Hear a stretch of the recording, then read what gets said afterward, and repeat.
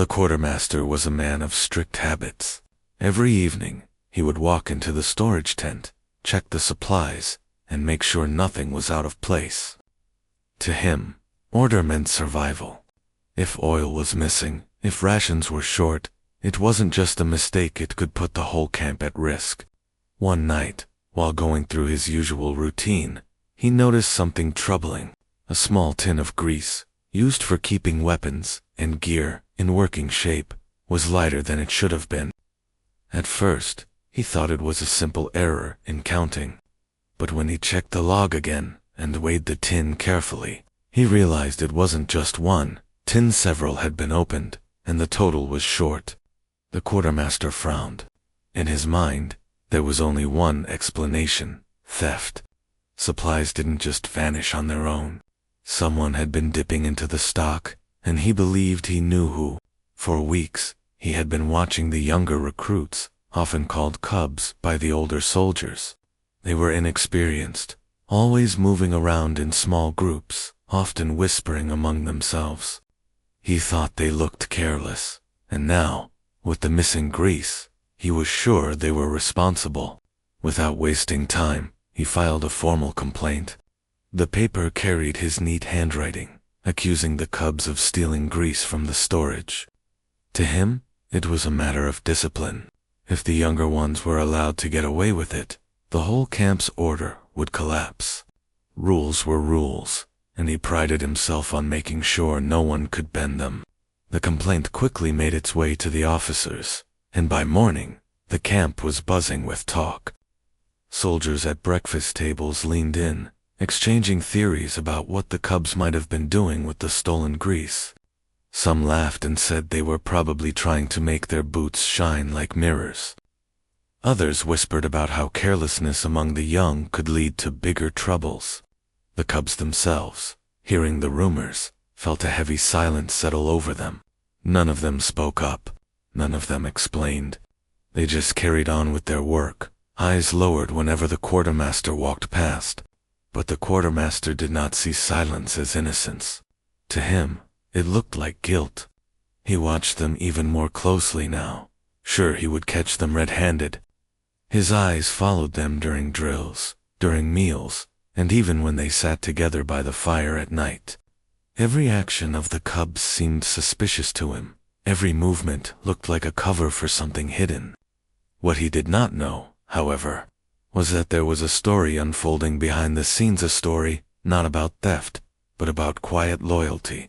A story that would soon change how the entire camp saw those young recruits. At that moment, though, all he could see was a crime waiting to be punished. The camp had always been a place of routine: early drills, meals on time, weapons checked, and gear maintained. But after the quartermaster filed his complaint, that rhythm changed. The air grew heavier. Soldiers began to glance at each other with unease, as if a shadow had fallen over their daily lives. Word of the missing grease traveled fast, and before long, everyone seemed to have their own version of the story. Around the fire pits, small groups gathered to whisper. Some were convinced the cubs were guilty. They argued that the younger recruits had little understanding of discipline and often treated serious matters lightly. They probably used the grease for their boots, one soldier muttered. Another added. Or maybe they wasted it in some silly game. The older men nodded, their faces set with disapproval. Others, however, were less certain. They suggested it might have been a simple mistake. Perhaps the tins were not recorded properly, or maybe the quartermaster himself had miscounted during his inspection. After all, everyone was tired. Mistakes did happen in the camp, even if no one wanted to admit it. But these softer voices were drowned out by the louder accusations. The cubs felt the change more than anyone. Wherever they walked, they sensed eyes following them. Meals were quieter for them now, as the chatter at the long tables seemed to fade whenever they sat down. A few older recruits even moved their trays away, as if sitting near them carried some kind of stain.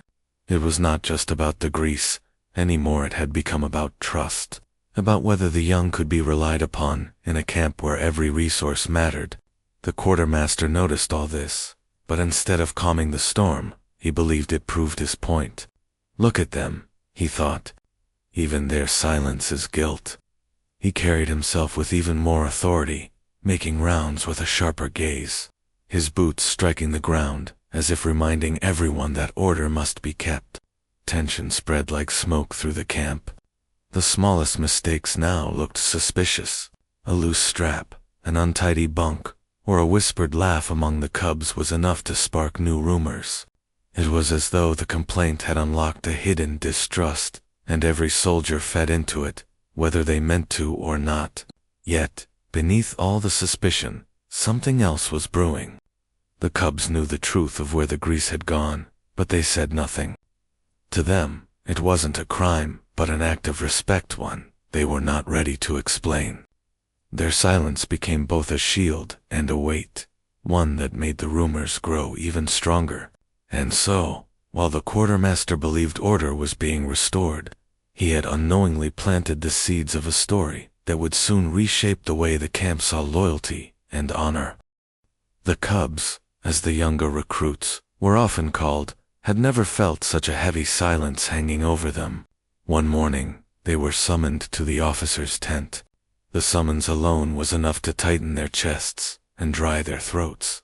They walked together, their boots crunching softly on the dirt, but no one spoke. Each step felt heavier than the last, because they all knew why they were being called. Inside, the air was thick with seriousness. The quartermaster stood with his arms folded, eyes sharp and unblinking. A senior officer sat behind a wooden desk, papers neatly stacked, a lantern casting light over the room. The cubs lined up in front of them, their backs straight, though their hearts beat fast. "Grease has gone missing," the officer began, his voice calm but firm. "The quartermaster believes it was taken from storage. You were seen near the supply tents more than once. Do any of you have something to say?" The question hung in the air like a blade. The cubs looked at each other quickly, then lowered their eyes. Their silence wasn't from guilt, it was from fear.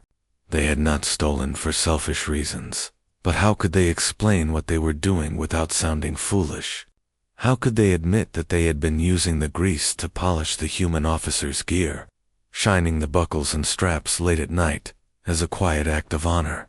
To them, it felt like something too personal, too sacred, to reveal under such harsh suspicion. The silence stretched on. The quartermaster shifted, his face hardening. To him, this was the confirmation he had been waiting for. See, his expression seemed to say, if they were innocent, they would speak. The officer leaned forward, his eyes scanning the faces of the cubs. Nervous hands fidgeted at their sides, shoulders tensed, throats dry. Yet, not a word escaped their lips. Finally, the officer sighed and sat back, the weight of disappointment clear in his tone. "Your silence speaks against you," he said. "If you have nothing to defend yourselves with, then what else are we to believe?"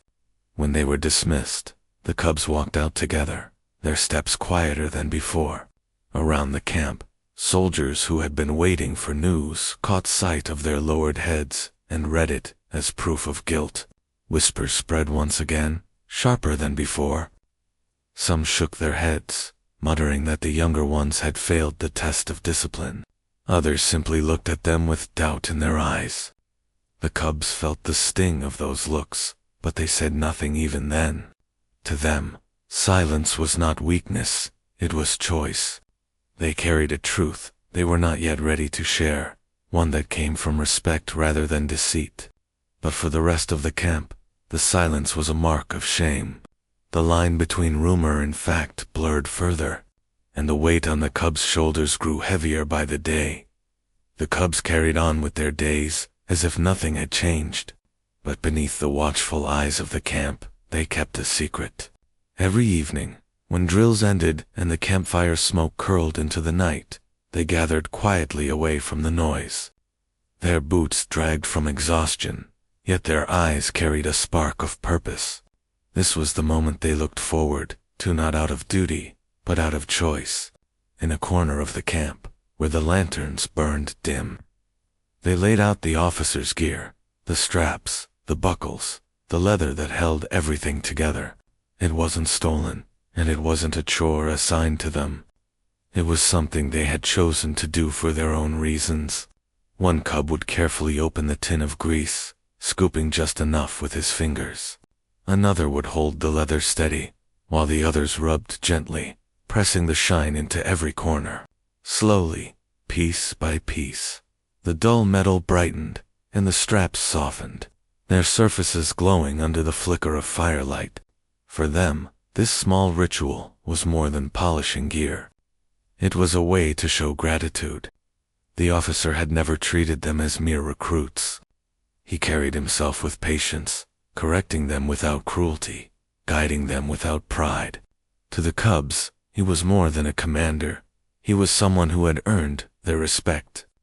They knew they could not give him grand gifts or repay him with words, but they could make sure his gear reflected the honor they felt. They never spoke loudly during these secret gatherings. Their voices stayed low, broken only by quiet laughter when grease smudged across a cheek or a buckle gleamed so brightly it caught their own reflections. In those moments, they felt united. They weren't just recruits anymore. They were a team, bound by an act no one else understood. What they didn't realize was how suspicious this silence made them look. Two others in the camp, their slipping away after drills seemed strange. Their tired but satisfied expressions, when they returned, only fueled the rumors. Few guessed that their hands were not hiding mischief, but carrying traces of grease from polishing straps and buckles. If someone had followed them closely, they would have seen the truth. Not thieves, not careless recruits, but young soldiers finding a quiet way to honor the one who led them. Each buckle they polished became a symbol of loyalty. Each strap they softened carried the weight of their respect. The cubs didn't think of it as a grand gesture. To them, it was simple. If the officer carried them in battle, then they would carry his pride in the shine of his gear. It was their hidden routine, their quiet secret, and in their hearts, it mattered more than the rumors spreading across the camp. For the cubs, the act of polishing the officer's gear was never about orders or assigned chores. No one had told them to do it. There was no reward waiting at the end, no praise expected. It was something they carried out from their own hearts. They saw in the officer a figure who stood apart from the rest, someone who gave them more than commands. He gave them guidance, patience, and protection in a world where mistakes were usually punished harshly. The officer had a way of correcting them without breaking their spirit.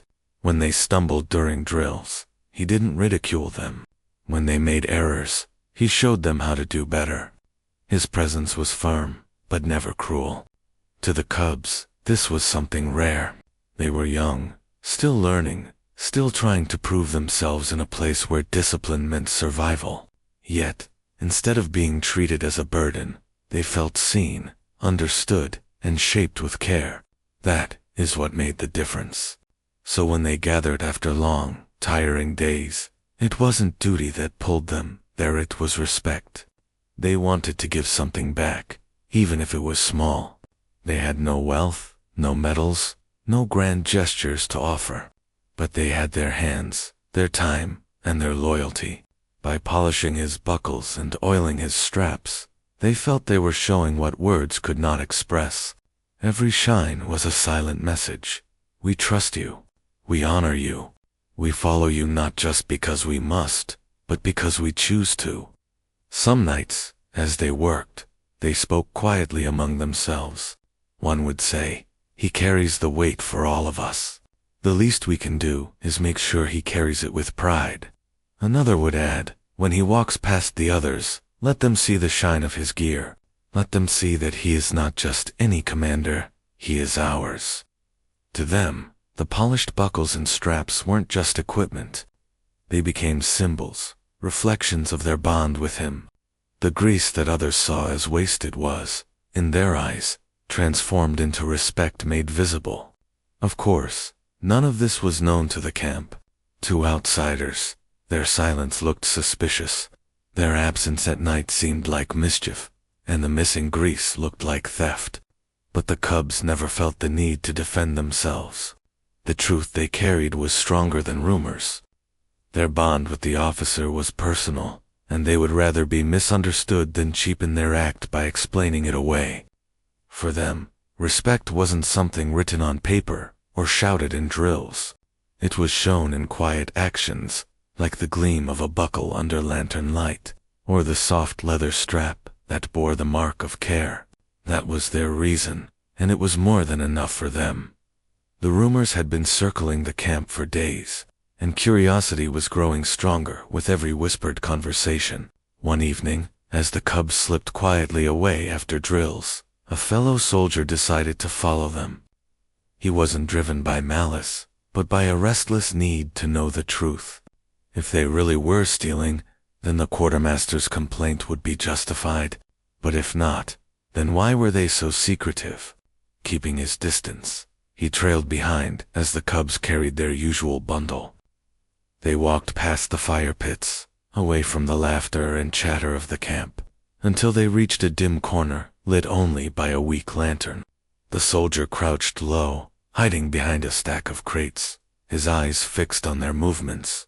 What he saw surprised him. Instead of mischief, there was order. Instead of laughter over stolen goods, there was quiet focus. The cubs carefully laid out the officer's gear, the straps, the buckles, the pieces of leather that held everything together. One of them opened a tin of grease, and instead of hoarding it for themselves, they dipped their fingers into it and began rubbing it onto the leather with care. Another held a buckle steady, working until the dull metal reflected light. Piece by piece, the gear transformed, shining brighter than anything in the camp. The soldier's eyes widened. This was no theft. This was devotion. The cubs weren't taking the grease for personal gain. They were using it to honor the officer, to keep his equipment in better condition than anyone else's. Their hands moved with precision, their faces calm and serious. A soft smile appeared on one of their lips as a strap gleamed perfectly under the lantern. They even joked quietly with each other, but it was gentle, never careless. The soldier felt a shift inside him. All the doubts and rumors he had heard seemed foolish now. These recruits weren't lazy troublemakers or careless thieves. They were young, yes, but their loyalty ran deeper than anyone had guessed. They gave their time after exhausting drills, using supplies not for themselves but for the pride of the officer they respected. He stayed hidden until they finished. When the cubs packed the gear neatly and slipped back toward camp, their shoulders straight and their eyes bright, he remained still, thinking. For the first time, he understood that what the quartermaster had seen as a crime was actually something far greater, bond of trust and gratitude. That night, the soldier returned to his bunk with a story burning inside him. He knew that once the truth came out, the camp would never look at the cubs the same way again. What had started as suspicion was about to turn into respect, and the missing grease was no longer evidence of theft, but proof of loyalty shining brighter than steel. By the next morning, the camp was alive with a new kind of whisper. What had begun as dark suspicion now shifted into astonishment. The soldier who had followed the cubs could not keep the truth to himself for long. He shared what he had seen out with dramatic speeches, but with quiet honesty around the breakfast fire, and as word passed from one tent to another, the story grew clearer. The cubs had not stolen the grease. They had used it to polish the officer's gear, giving their strength and time not for themselves, but as a gesture of respect. The rumors, which had once weighed heavily against the cubs, began to turn.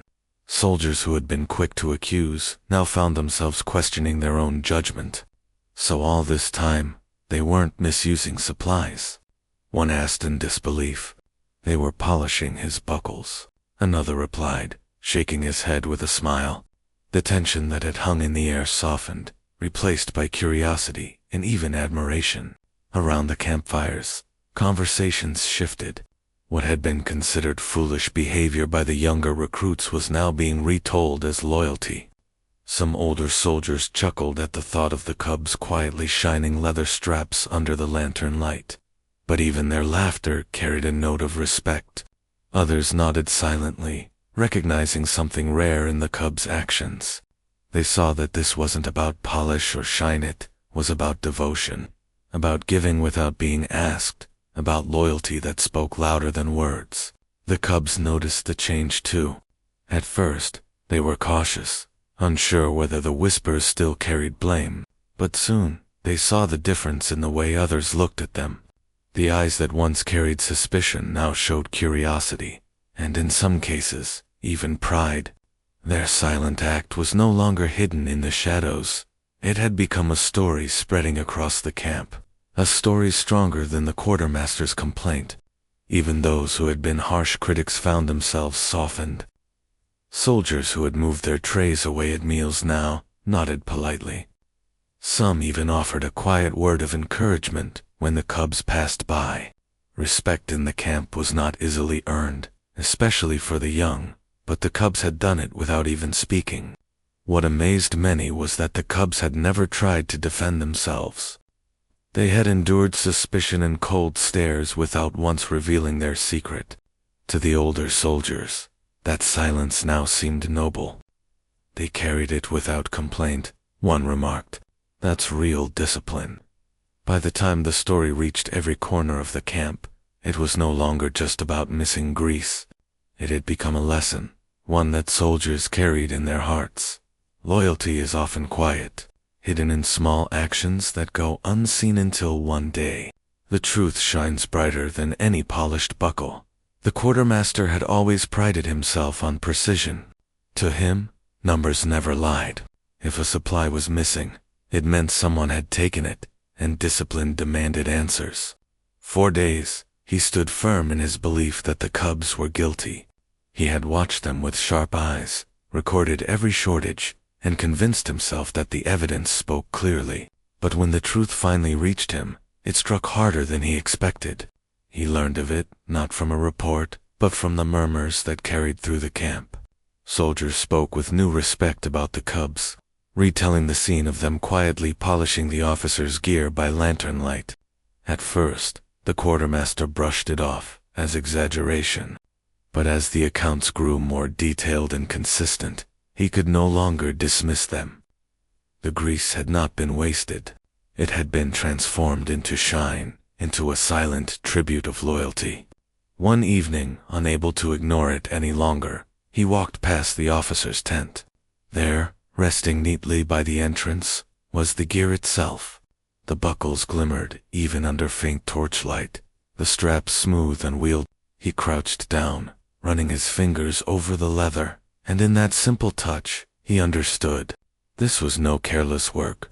It was careful, deliberate, almost reverent. Every mark of grease had been used with purpose. A weight settled on his chest. He thought back to the way he had filed the complaint with such certainty, the way he had looked at the cubs with suspicion, and the way their silence had seemed like proof of guilt. Now, he realized their silence had not been guilt, it had been pride. They had chosen not to explain, because to them, their act was private, something words could never capture. The quartermaster straightened up, his eyes lingering on the gleaming gear. For the first time, he felt the sharp sting of his own mistake. He had been so quick to judge, so eager to defend the rules, that he had missed the deeper truth of what those young recruits were trying to say without words. The next day, when he walked through the camp, he saw the cubs differently. Where once he had seen troublemakers, now he saw young soldiers, learning the meaning of loyalty in their own way. His stern gaze softened, and though he did not openly admit it to them, his respect for them had quietly grown. In the end, the quartermaster's logbook still showed grease missing, but the numbers no longer told the full story. What had looked like theft was, in reality, a tradition of care the cubs had built with their own hands.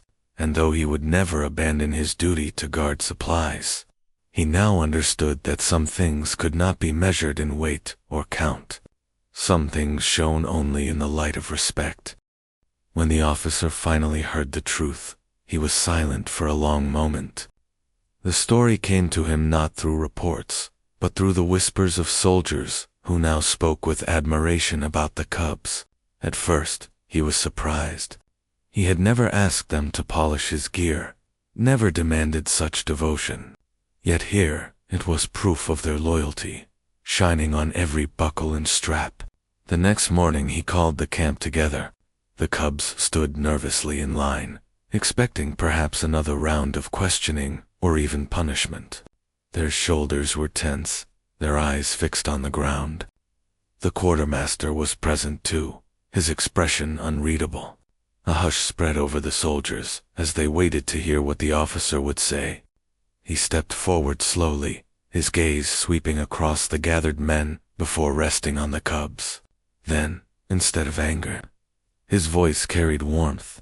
"I have heard much about these young recruits," he said, "and I have seen the work they have done in silence." He paused, letting his words settle. "The grease was not stolen. It was used to care for my gear, something they chose to do, not because they were ordered, but because they wished to show respect." A ripple of surprise moved through the crowd. The cubs lifted their heads slightly, unsure of what would follow. But instead of a scolding, the officer continued, "For that, I owe them thanks." The words struck deeper than any punishment ever could. Publicly, before the entire camp, the officer acknowledged their loyalty. His tone carried no sarcasm, no doubt, only respect.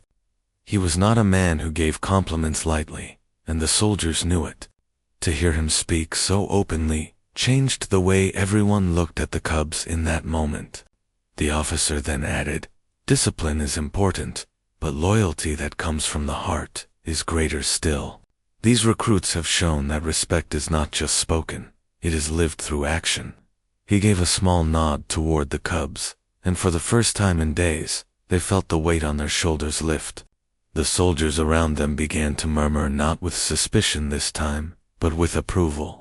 Some nodded in agreement, others gave small smiles. The cubs stood straighter, not out of pride, but out of relief. Their secret was no longer hidden in shadows. It had been brought into the light, not as guilt, but as honor. In that moment, the officer's response reshaped everything. What had been whispered as a crime became remembered as a lesson. Respect was not about orders shouted in drills, but about the quiet choices made when no one was watching. And the cubs, once doubted, had now earned their place in the camp not through excuses, but through the shine of their loyalty. From that day onward, the camp no longer looked at the polished buckles as simple pieces of metal. They became something greater, a symbol of what respect truly meant. What once had been a small, unnoticed act of care now carried the weight of a story everyone remembered. Each shine told of loyalty, each smooth surface reflected a quiet truth. Respect is not demanded by rank or position, but earned through actions that come from the heart. The officer's words had set the tone, but it was the cub's hands that had left the real lesson behind. Whenever a soldier fastened his gear, he could not help but glance at those gleaming buckles and be reminded of the devotion behind them. The shine did not speak of orders shouted across the camp, nor of punishments handed down. It spoke of choice of young recruits who had decided, on their own, to give care where it was not required. As days passed, the story spread beyond the camp. Soldiers shared it around fires, sometimes smiling, sometimes thoughtful. They spoke not only of the cubs, but of what the act represented. In a world where discipline often ruled with an iron fist, here was a reminder that loyalty flourished best when it was freely given. The polished buckles became like a mirror, reflecting a culture shift, one where respect could not be forced, but had to be nurtured. For the cubs, the lesson was equally lasting. They no longer carried the weight of suspicion on their shoulders. Instead, they carried pride, not loud or boastful, but steady and quiet. Each time they worked, each time they cared for the gear, it was not for recognition, but for the meaning behind it. They understood that even the smallest act, if done with sincerity, could shine brighter than any grand order. Even the quartermaster, who had once filed the complaint, came to see those polished buckles differently. To him, They were no longer evidence of theft, but proof of devotion. His eyes, once sharp with suspicion, softened each time he saw the gear, as though the gleam itself reminded him of his mistake and the lesson it carried. The camp moved forward, drills continued, duties resumed, but something had quietly changed. The polished buckles were not just metal anymore, they were a legacy. They stood as a reminder to everyone who wore them that strength was not only found in weapons or discipline, but in loyalty, respect, and care. And so, with each buckle that caught the morning sun, the camp remembered. They remembered that true respect could never be commanded, it could only be earned.